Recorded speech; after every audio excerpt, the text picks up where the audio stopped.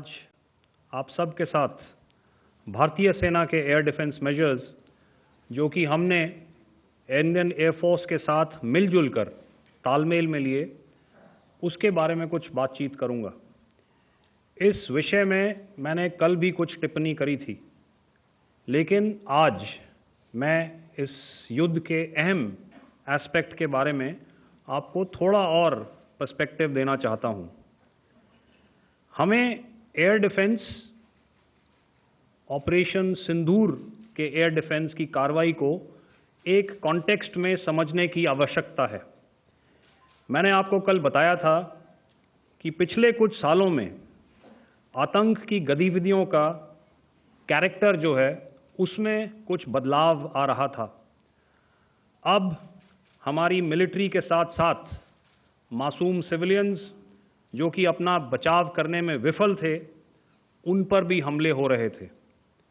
2024 में जम्मू सेक्टर में शिवखोरी मंदिर को जाते हुए यात्री और इस साल अप्रैल में पहलगाम में मासूम पर्यटक इस खतरनाक ट्रेंड के विशेष उदाहरण हैं।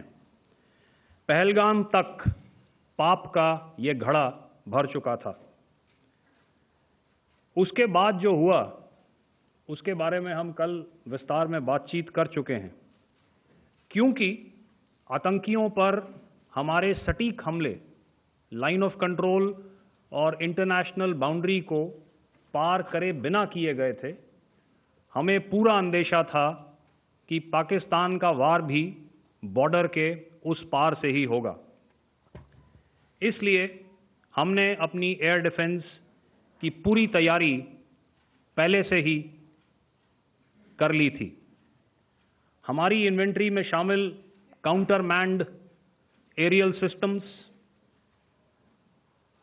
इलेक्ट्रॉनिक वॉरफेयर के साधन और एयर डिफेंस वेपन्स का इंडियन एयरफोर्स के इसी प्रकार के सिस्टम्स के साथ एक अनोखा मिश्रण किया गया।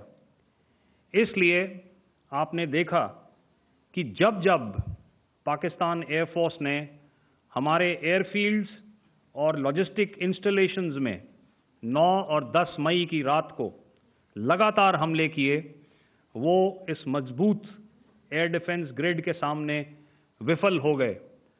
आपके सामने इस ग्रिड को एक तरीके से दर्शाया गया है।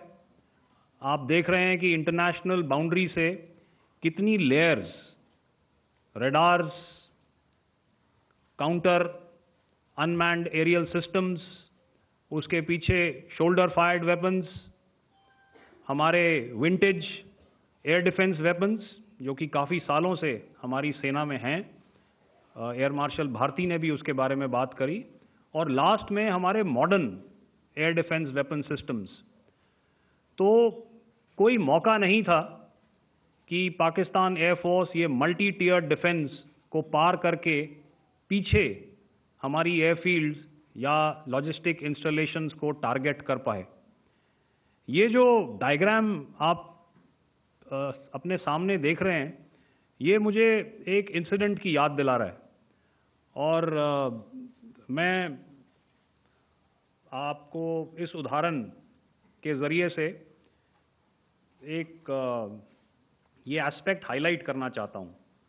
जब मैं स्कूल में था तो तकरीबन मेरे ख्याल से ये 70 का दशक था, और उस समय इंग्लैंड और ऑस्ट्रेलिया के बीच में, आज शायद क्रिकेट की बात भी करनी चाहिए क्योंकि मैं देख रहा था कि विराट कोहली ने टेस्ट क्रिकेट से रिटायरमेंट ले ली। कई भारतीयों की तरह वो मेरे भी फेवरेट क्रिकेटर हैं। तो 70 के दशक में ऑस्ट्रेलिया और इंग्लैंड की फेमस एशेज सीरीज चल रही थी, और उस समय ऑस्ट्रेलिया के दो बहुत तेज़ गेंदबाज जो कि क्रिकेट हिस्ट्री में बड़ा उनका नाम है, जेफ थॉमसन और डेनिस लिली, उन्होंने अंग्रेज़ी बैट्समैन और उनकी बैटिंग लाइनअप को तहस नहस कर दिया था। और ऑस्ट्रेलियंस ने उस समय एक कहावत निकाली थी, that from ashes to ashes and from dust to dust, if Thommo don't get here then Lilly surely must. और अगर आप इस लेयर को देखें तो आप समझ जाएंगे कि मैं आपको क्या बताने की कोशिश कर रहा हूं। तो अगर आप सारे सिस्टम्स को पार कर भी गए तो आपको फिर भी एयरफील्ड या लॉजिस्टिक इंस्टॉलेशन या जो भी चीज़ को आप टारगेट कर रहे हैं उसमें पहुंचने से पहले कोई ना कोई इस लेयर्ड ग्रिड का सिस्टम ज़रूर गिरा देगा। जो दुर्दशा कल आपने पाकिस्तान एयरफील्ड्स की देखी और शायद आज भी एयर मार्शल भारती की प्रेजेंटेशन में, हमारी एयरफील्ड्स हर प्रकार से ऑपरेशनल हैं। यही नहीं, पाकिस्तान के ड्रोन्स और वेपनाइज्ड यूएवीज से की गई हमलावर कोशिशें भी इस ग्रिड के कारण नाकाम हुई और जो बचे कुचे ड्रोन्स थे उन्हें हमारे शोल्डर फायर्ड हथियारों से मार गिराया गया। मैं यहाँ पर अपनी बॉर्डर सिक्योरिटी फोर्स की भी सराहना करना चाहता हूँ। उनके डायरेक्टर जनरल साहब से लेकर बॉर्डर पर तैनात बीओपी पर पहरा देने वाले आखिरी जवान भी हमारे इस अभियान में बढ़ चढ़कर शामिल हुए और बहुत बहादुरी से उन्होंने हमारा साथ दिया। उनके काउंटर अनआर्म्ड सिस्टम्स भी हमारे इस मल्टी टियर्ड एयर डिफेंस ग्रिड का हिस्सा थे, जिसके कारण पाकिस्तान की नापाक हरकतों का विनाश किया गया।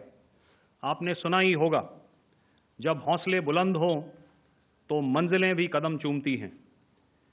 In the end, I would like to highlight again that in every single domain that Operation Sindhur has been prosecuted, there has been absolute synergy between the three services.